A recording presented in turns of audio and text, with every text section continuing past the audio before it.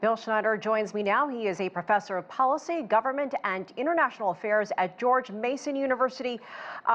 Bill, the video is astounding. It's really hard to put into words what we've seen so far, but I do want to get your reaction to the day's events. Well, remember, there's something strange about this trial in the Senate, because the senators are in fact the jury in the trial, but they were also the victims. You rarely see that. The jurors are made up of all the victims whose offices were invaded.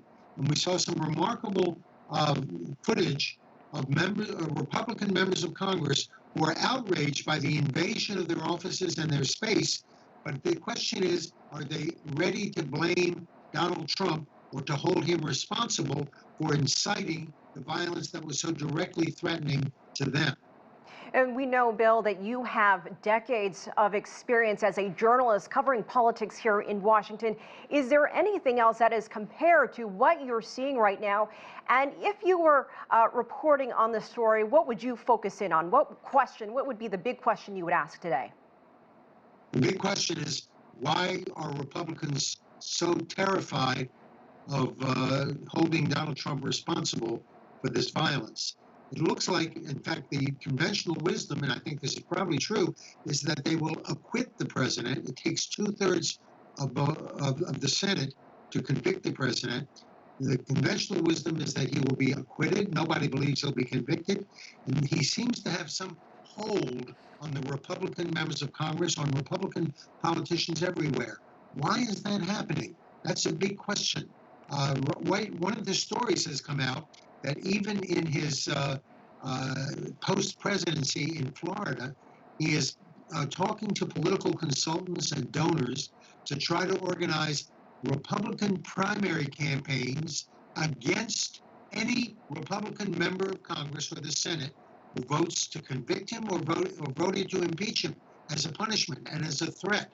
He's threatening members of Congress in the Republican Party that they'll face a Republican primary opponent in a very ideological electorate.